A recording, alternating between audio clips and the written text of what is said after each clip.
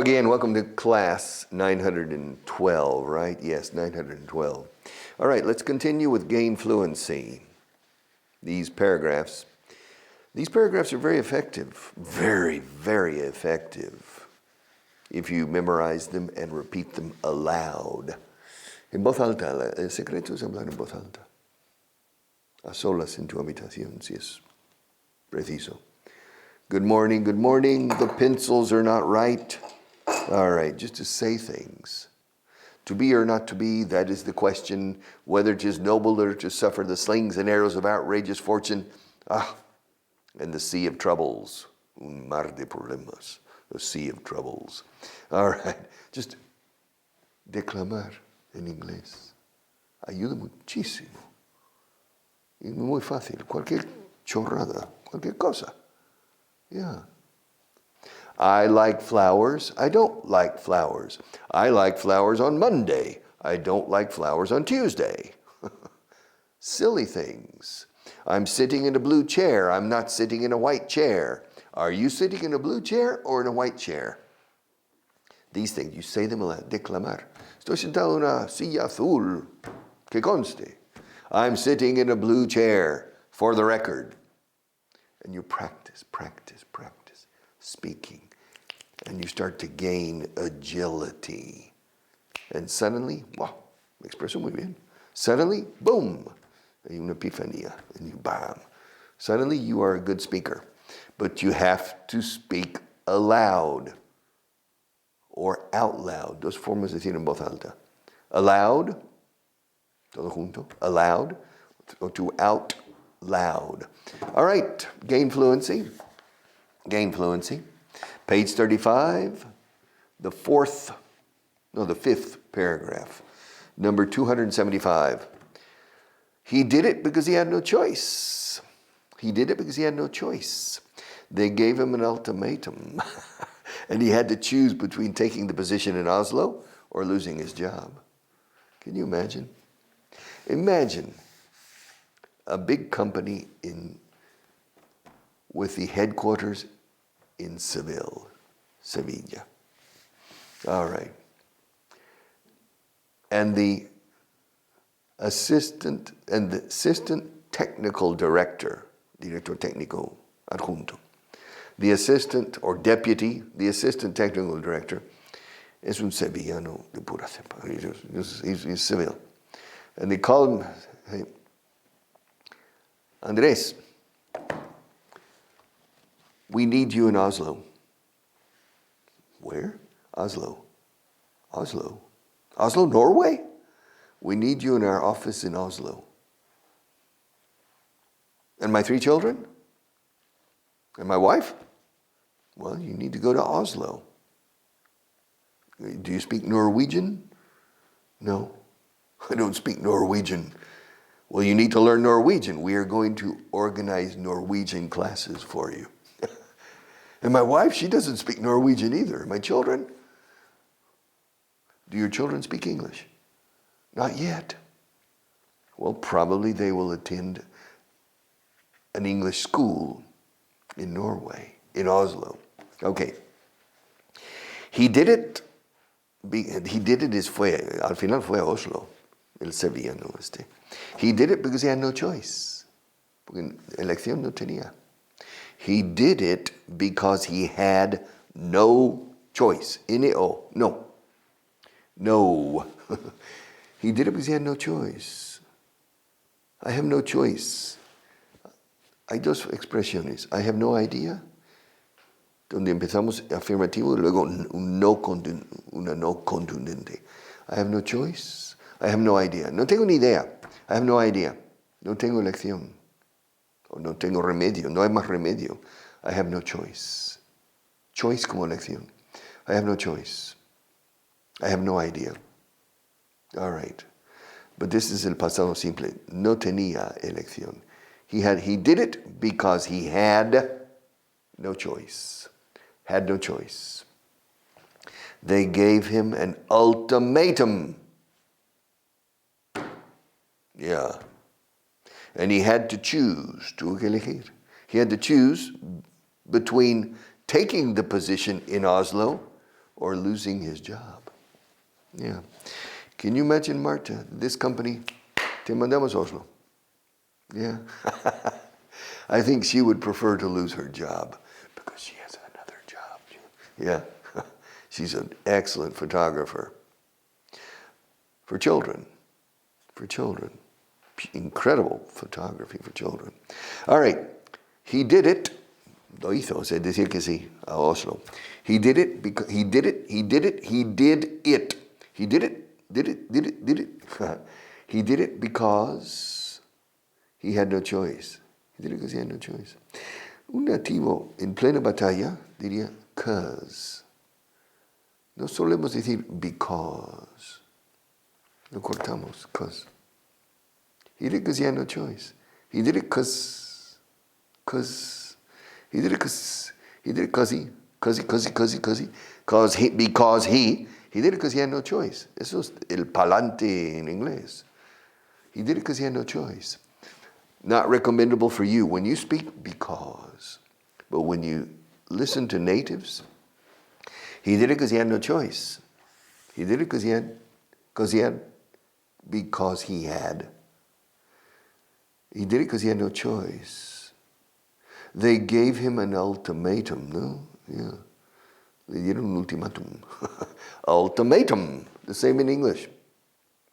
They gave him an ultimatum. Yes.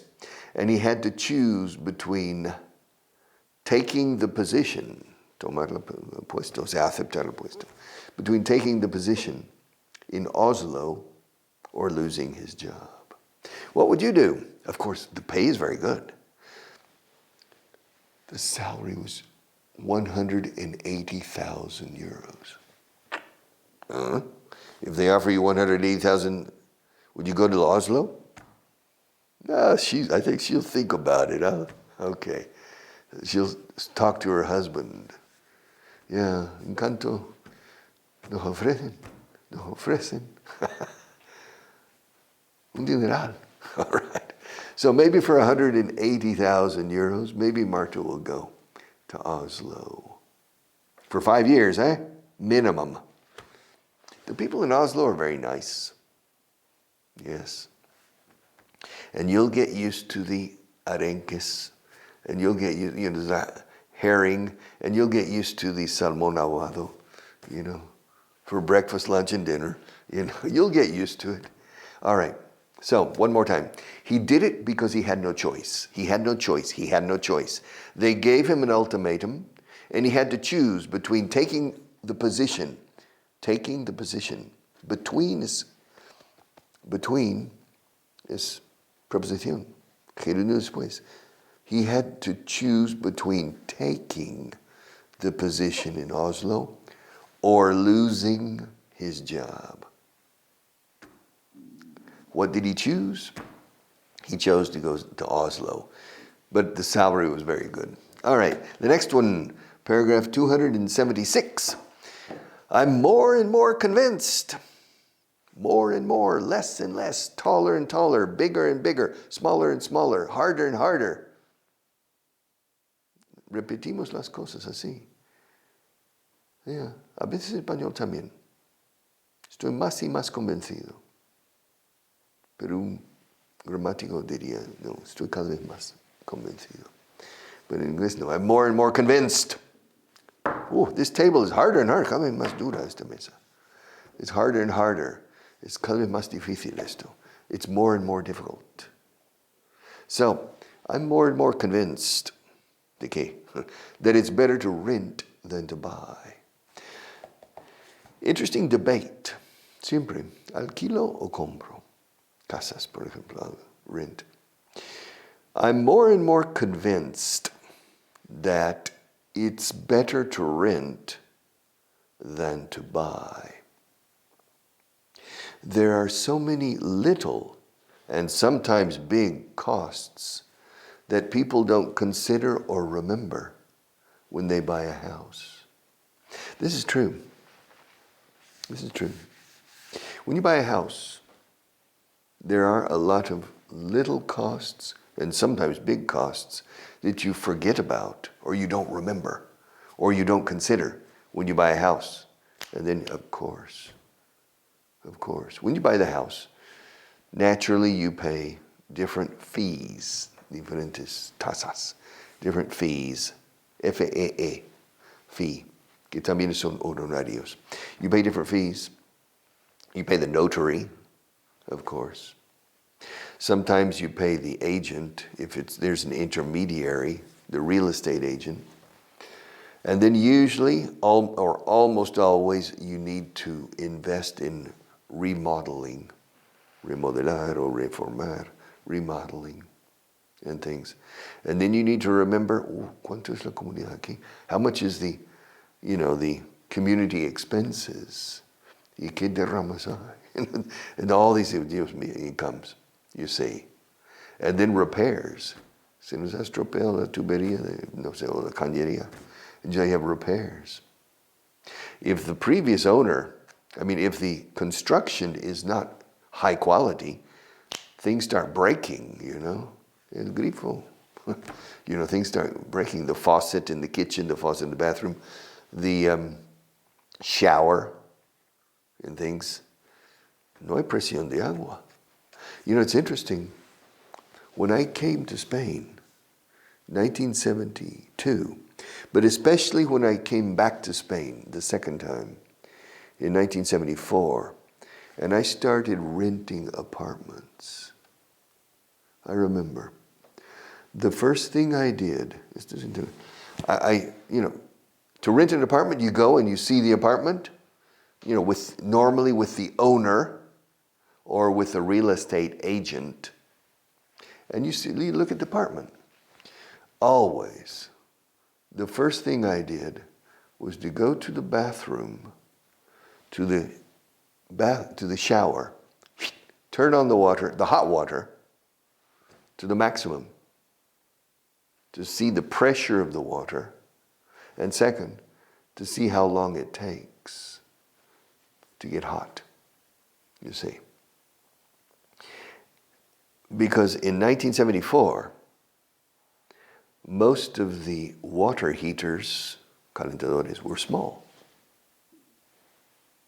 And if you turn the pressure high of the water, it doesn't heat. So you need to lower the pressure of the water, and then it's una gotita caliente.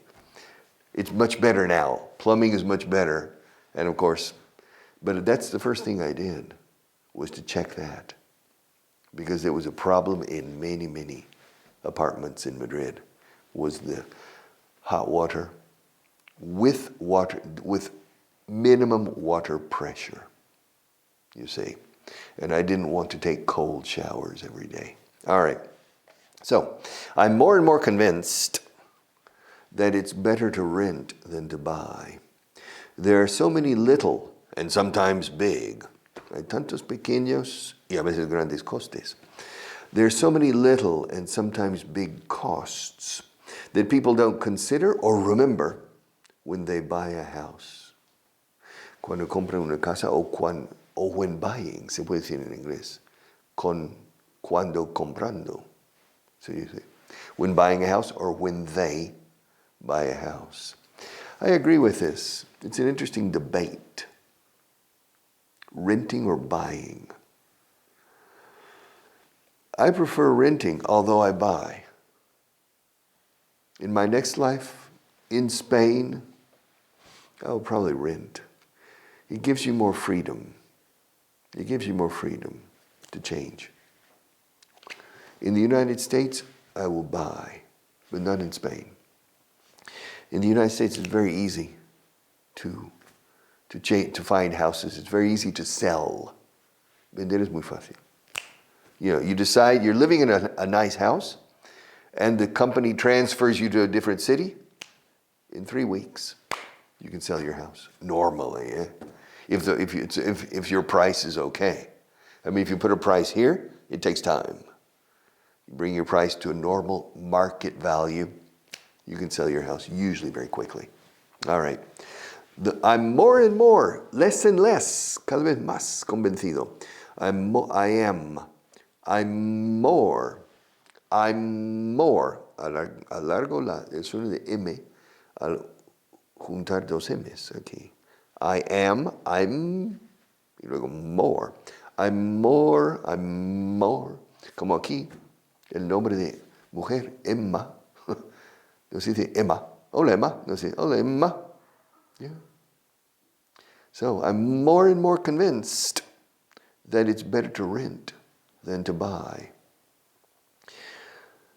There are so many, tantos, there's so many little and sometimes big costs that people don't consider or remember when they buy a house.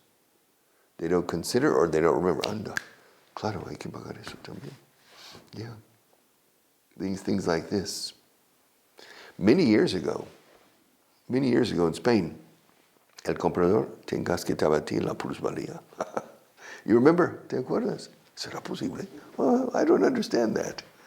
I don't even understand this country sometimes. All right. The next paragraph number 277. Okay, plusvalía in English is the capital gains. Ganancia de capital. Capital gains, con ese, gains, ganancias de capital. Capital gains, yeah. Capital gains tax. All right. The next paragraph, 277. This is the last time I'm going to help you with your homework. Esto te sonará a ti. Bueno, te va a ir sonando el futuro a ti. You have to learn to do it on your own. That's part of growing up. Learning to be self-reliant. Es la última vez que te voy a ayudar con tus deberes. Ya te suena un poquito, ¿no? He's very young, but this is the last time I'm going to help you with your homework. You have to learn to do it on your own. You have to learn, you have to learn. Recuerda que la V de have se convierte en F dura cuando es obligación. Have to. You have to learn, have to. You have to learn. You have to learn to do it on your own.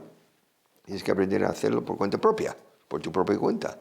You have to learn to do it on your own. That's part of growing up. Eso es parte de crecer, o sea, de madurar.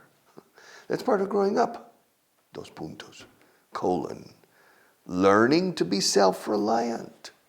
Aprender a ser independiente. Y valerte tus propios recursos. ¿A que sí, Marta? Yeah, that's right.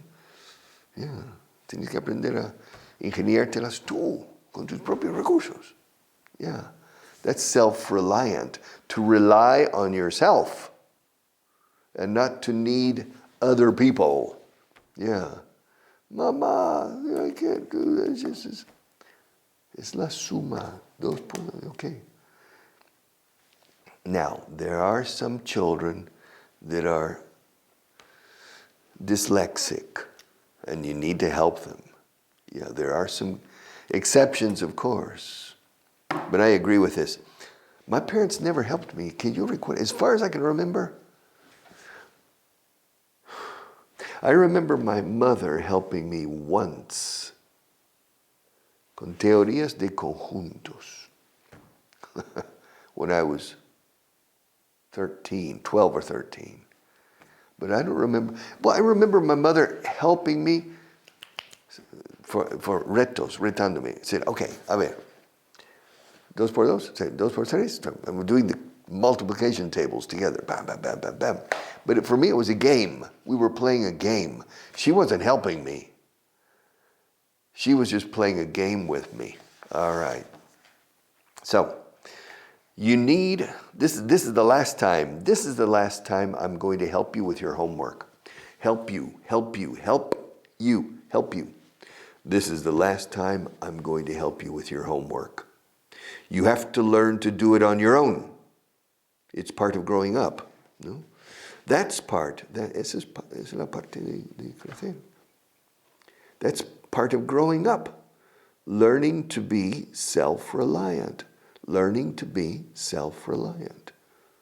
Are you self-reliant? Es mi adjetivo favorito. It's true.